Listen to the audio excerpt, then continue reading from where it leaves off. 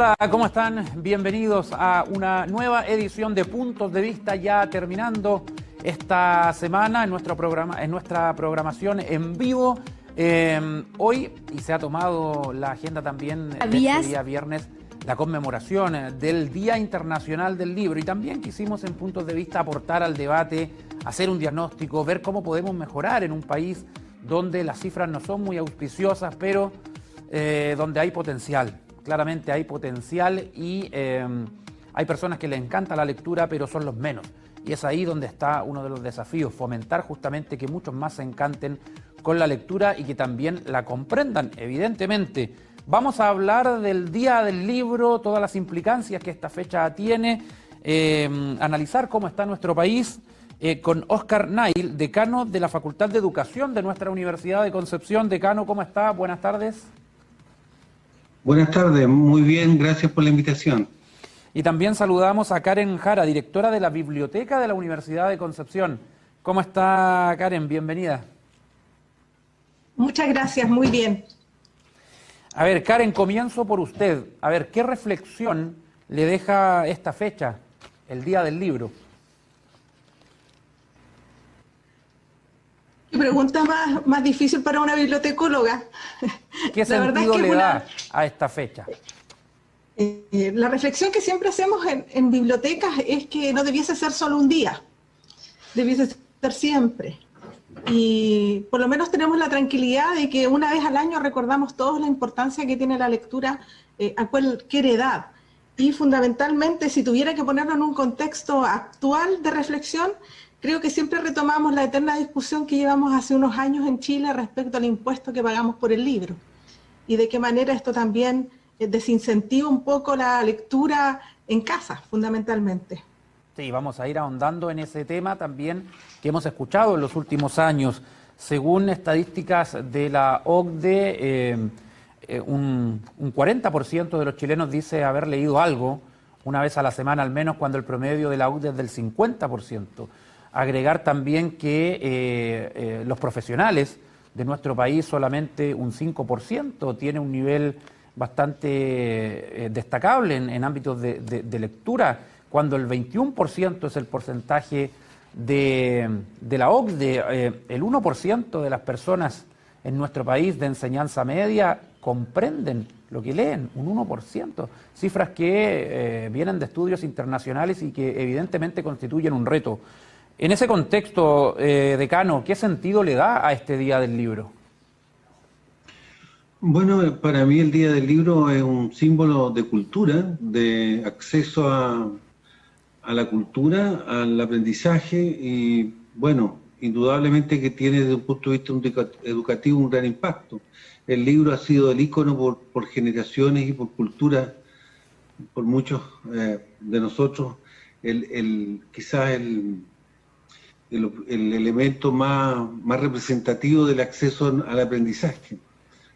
Por lo tanto, es muy importante desde el punto de vista educacional, no solamente en el sistema escolar, sino, como yo digo, a nivel de la cultura en general. Y uno asocia el libro y el acceso a la lectura a mayor cultura y a mayor educación.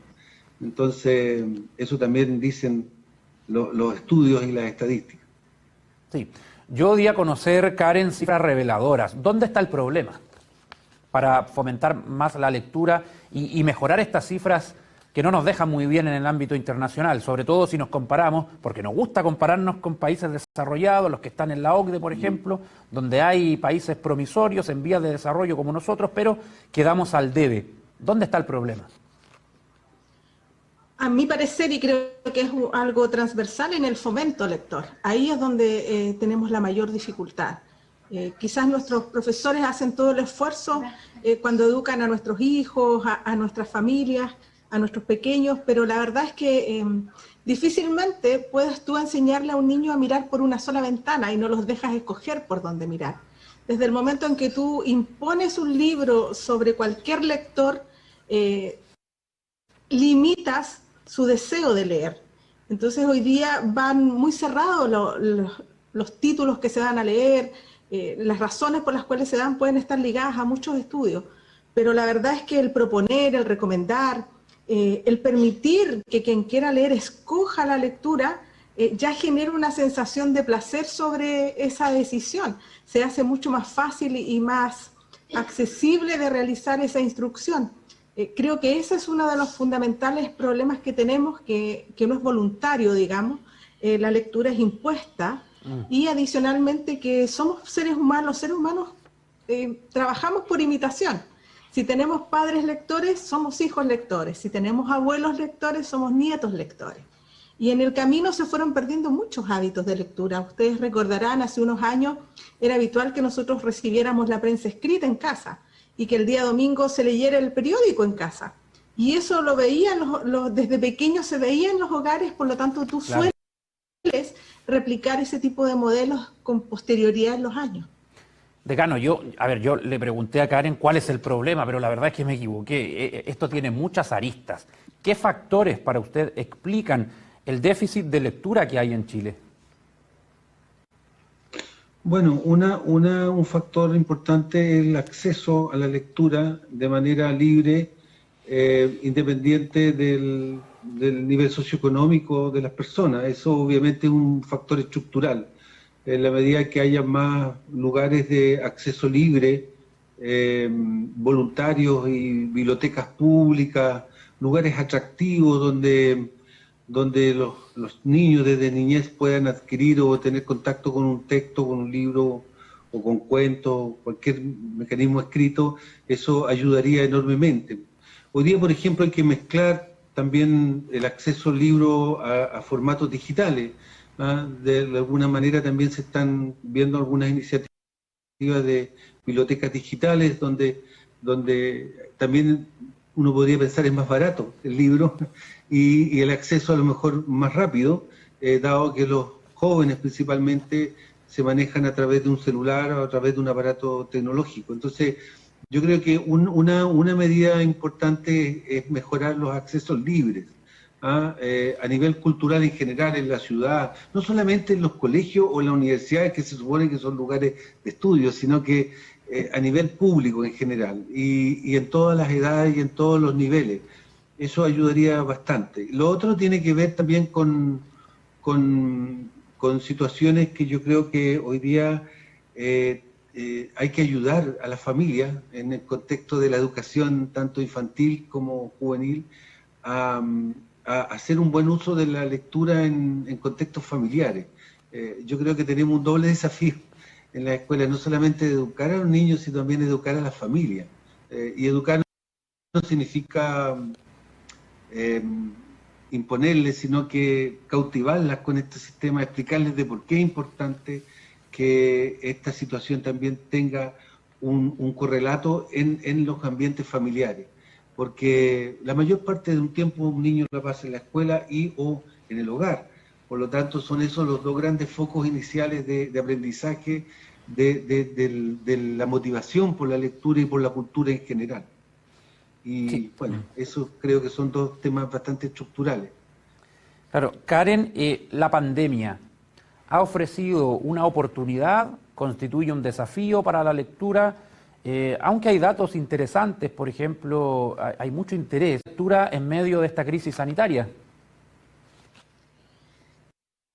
El 2019, bueno, el 2020 se hicieron los estudios para el 2019 y señalaba que durante ese periodo ya había aumentado un poquito el tema de la lectura. Todavía no tenemos los resultados oficiales respecto al año recién pasado, pero extraoficialmente nosotros conversamos y vemos que hay un aumento considerable en la lectura. Sobre todo nos va a parecer muy interesante conocer qué va a pasar en relación al género, porque las mujeres suelen destacarse un poco sobre los hombres respecto a la lectura, en los índices de lectura que realizan a la semana sobre todo.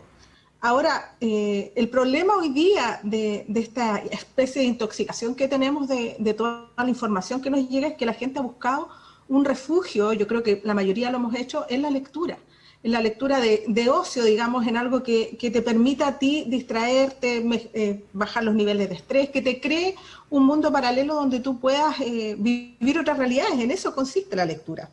Ahora el problema hoy día es otro. El problema es la brecha digital que tenemos de por medio.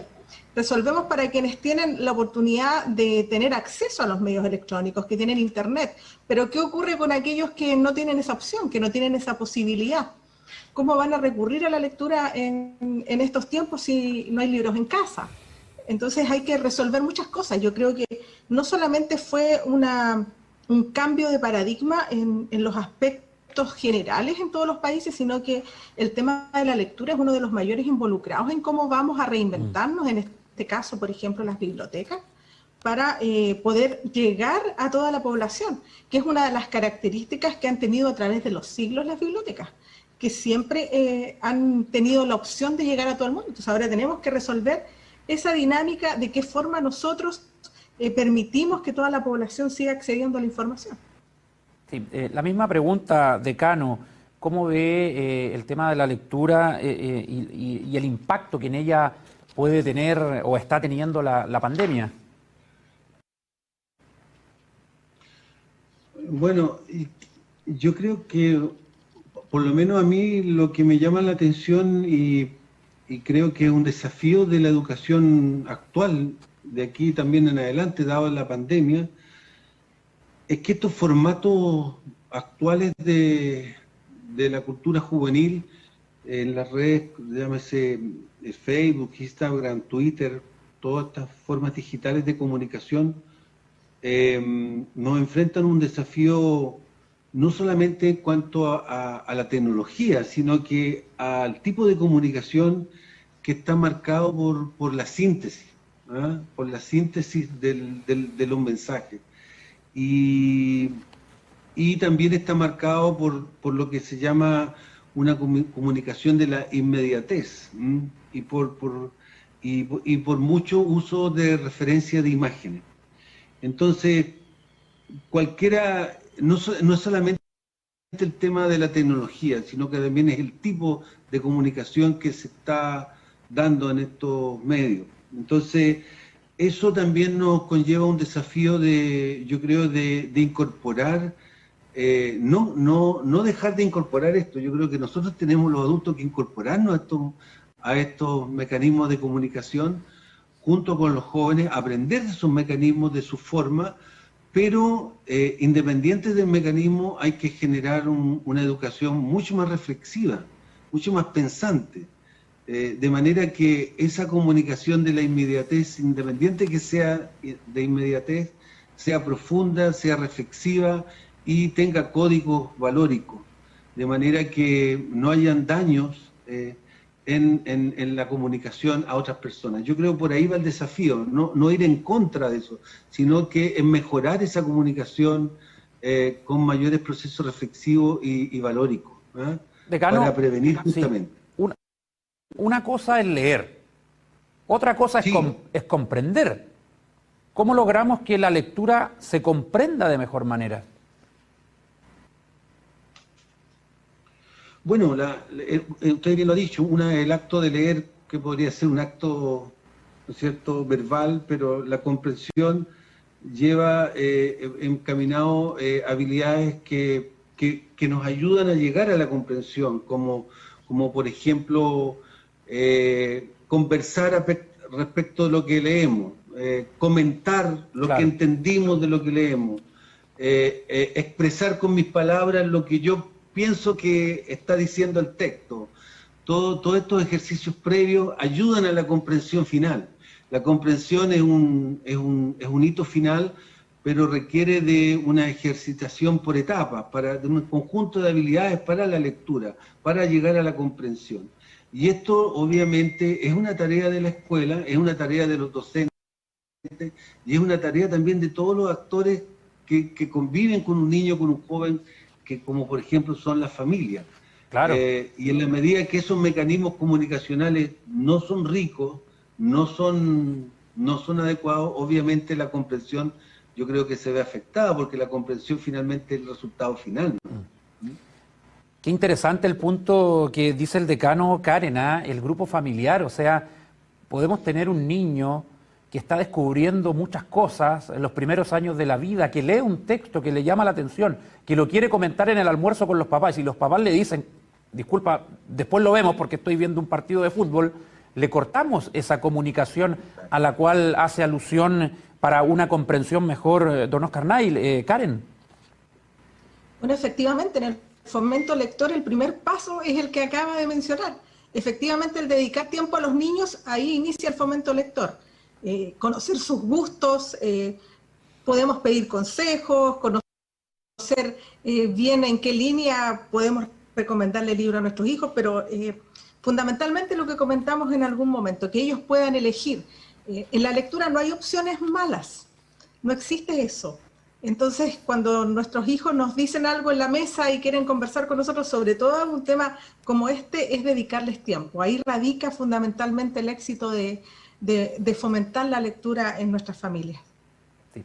Hablemos de la biblioteca de la Universidad de Concepción, porque sabemos que han hecho un trabajo muy interesante, Karen, facilitando el acceso a los textos. Es un trabajo que, según lo que he leído por ahí, está en pleno desarrollo también para aumentar el número de libros que se puedan leer, ya importante para los estudiantes en esta etapa de educación a distancia. Cuéntame de ese trabajo que han hecho en la biblioteca de la UDEC. La verdad es que ha sido un trabajo bien intenso, porque en realidad nosotros tenemos una comunidad sobre los 25.000 estudiantes, así que el desafío era rápido y para ayer. Así que hoy día tenemos alrededor de 450.000 libros electrónicos suscritos y comprados, y adicionalmente disponemos de un apoyo adicional para nuestras facultades con sus bibliografías que van acorde a sus programas de estudio, donde nuestros estudiantes pueden acceder directamente a ese material que dice relación con su formación directa. Y adicionalmente tenemos tutores por facultad que se encargan de poder enseñarle a nuestros estudiantes a utilizar estas plataformas. Muchas veces damos por sentado porque son jóvenes que saben utilizar todo lo que tiene que ver por internet, y una cosa es que nuestros jóvenes sepan usar Instagram, sepan usar redes sociales, y otra muy distinta es que puedan usar los recursos que están en bibliotecas. Así que también destinamos un tiempo muy relevante a la formación de nuestros usuarios y también a que sepan dónde encontrar los recursos, que sepan cómo citar esos recursos para que los profesores también se lleven una agradable sorpresa cuando revisan sus trabajos, que sepan citar sus bibliografías. Tenemos un montón de disposición, de recursos a su disposición, y sobre todo un equipo humano de profesionales que está dispuesto a acompañarlos en este proceso, y que en nuestra página web pueden encontrarlos sin ningún problema. Perfecto. Y escribirles correos electrónicos. Karen, ¿un buen lector nace o se hace? Se hace, pues, se hace. Un buen lector se hace porque la lectura es un hábito. Ya. Y un buen lector puede perderse. Mira tú qué bien. Decano, ¿cómo puede colaborar la docencia, el mundo de la academia, para ir fomentando mucho más la lectura? Porque alguien puede decir acá, no, es que los profesores en la escuela no enseñan bien, no incentivan a los alumnos, pero el profesor dice es que el alumno ya viene con un desinterés desde la casa, los papás ayudan poco. ¿Es una cadena esto? ¿Por dónde empezar, decano? Bueno, todos los factores ayudan. No podemos decir que hay un solo factor, pero hay un factor clave que es importante, que es la primera infancia y la adolescencia. Pero el primer contacto que tiene un niño con el sistema escolar, en el sistema parvulario, por ejemplo, es muy importante. De hecho, conozco una investigación que está llevando a cabo Paola Domínguez con Fondesit, se llama Instancias de interacción entre un niño y un libro, mediado por otro, ya sea papá, mamá, en el contexto familiar. Bueno, ellos están estudiando justamente la importancia del entorno y la importancia de un mediador. Es decir, ya lo decía Vygotsky en su tiempo, hay dos mediadores sociales potentes en la vida. La madre, socialmente, porque es la que cría fundamentalmente al niño en todo el mundo, ¿no es cierto? Y mediadora social porque está siempre presente para ayudar en distintas tareas. Y el otro mediador es el profesor que le toca al niño en sus primeros años de infancia. Y ese es fundamentalmente el parvulario y el primer subciclo básico. todo lo que hagamos ahí, yo no digo que los otros profesores no sean importantes, todos son, pero es muy importante porque hay un gran eje que se llama de motor social, que tiene que ver con las habilidades socioemocionales. La lectura también, el gran incentivo por leer, tiene también que ver con este andamiaje socioemocional que los adultos podemos darle a un niño o a un joven por querer aprender a leer, o querer leer más, digamos. ¿Ah? Y ahí es muy importante la labor de un docente que sea como un ejemplo y un mediador a la lectura, un mediador, pero un mediador emocional, es decir, que lo entusiasme, que lo entretenga, que lo haga feliz, que haga anécdotas, que comente lo que hablen de lo que digan lo que quieran, que cambien la lectura. El juego, la habilidad socioemocional es un factor muy importante para que nosotros queramos seguir leyendo y persistamos en la lectura y la veamos como un acto de entretención. Y por eso es muy importante el rol docente. Hace unos días, Karen, teníamos un debate con algunos colegas respecto al impuesto al libro. Hay quienes decían que es una traba para aumentar la lectura, el interés por el libro. Otros postulaban que ya no era tan así, que hay venta de mucho libro usado a precios asequibles. ¿Cómo lo ves tú, esto del impuesto al libro que venimos escuchando hace tanto tiempo? Hace una semana alrededor estuvo sesionando efectivamente la Comisión de Cultura respecto a este tema. Fue bien interesante la discusión, tuve la oportunidad de que me invitaran a escuchar. Me llamó mucho la atención. Las posturas son bastante divididas dentro del mismo gremio, pero si todas apuntaban a algo, era al menos a la disminución de ese impuesto. Ya. Y creo que desde el momento en que hablamos de ese punto, es evidente que el IVA es algo que tenemos que trabajar como país para mejorar esa realidad. Sí, definitivamente Chile es uno de los países en que leer es lo más caro. Sí, y hay cosas que no se entienden. Muchas empresas que explotan terrenos pagan bajísimos impuestos, tienen muchas compensaciones por parte del Estado, y la cultura, en el caso del libro, tiene impuestos muy altos. Exacto, nuestros autores chilenos, muchos de ellos no publican, no editan en Chile por el costo que tiene. Entonces no es posible que a nuestros propios compatriotas los llevemos a editar su material en países diferentes, justamente porque el impuesto es un factor muy relevante. Decano, ¿cuál es su parecer en torno al impuesto al libro? Y también le agrego lo siguiente, ¿un buen lector en su mayoría es una persona que tiene recursos para comprar un libro? Bueno, parto por la última, no debería ser eso. No, pero esto está ligado un poco también a un país que no ha sabido hacer de la cultura un derecho humano universal de todos sus actores. Entonces, creo que es un signo de la inequidad y la desigualdad social de un país, de entender que la cultura es como un lujo. No, la cultura es un aspecto básico del desarrollo humano, pero bueno, espero que los gobiernos futuros, y en esto se cambie, porque tiene que ver mucho con la política pública de un país, con la priorización de un país, así como ponerle agua y luz y no sé, necesidades básicas a una población, también hay que ponerle bibliotecas, cultura, acceso, porque eso es lo que envidiamos cuando vemos sociedades como Escandinavia, no sé, países que donde esto da. Entonces, por supuesto que en cuanto al impuesto del libro, creo que sigue siendo un signo de retroceso social, cultural y de su desarrollo. Y es un factor más de la brecha socioeconómica, evidentemente. Y es un factor, claro, que refleja un poco el retraso social que estamos teniendo aún en el acceso a la cultura. Vamos a revisar para terminar ya y despedir a nuestros invitados. Quédense, por favor, porque queremos revisar la encuesta del Twitter de TVU Noticias. Hicimos una encuesta para puntos de vista. Ahí está. Hoy es el Día Internacional del Libro y en Chile hay un importante déficit de lectura. ¿A qué crees que se debe esto? Dice la primera alternativa, falta un trabajo en la escuela, dice el 10,8%. Falta mejor trabajo en la escuela. Falta de una política pública, dice eso el 26,5%. Brecha socioeconómica, asegura el 28,9%. Desinterés en aprender, el 33,7% dice eso. Miren, la opción D y la C van liderando.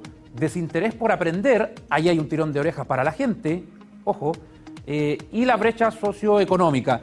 Lo último, el desinterés innato de gente que quizás no le interesa, no lo vamos a poder tocar en el programa porque se nos acabó, pero para la gente puede también ser un factor. Karen Jara, directora de la Biblioteca de la Universidad de Concepción, muchas gracias por participar en nuestro programa. Gracias por la invitación. Le agradecemos también a don Oscar Nail, decano de la Facultad de Educación de nuestra Universidad de Concepción. Decano, muchas gracias por estar acá. No, gracias a ustedes. Un tema muy interesante, la cultura, los libros son un mundo maravilloso. Soy un fanático de los libros, más que el cine que otras cosas. Así que defiendo la lectura. Gracias, hasta el lunes.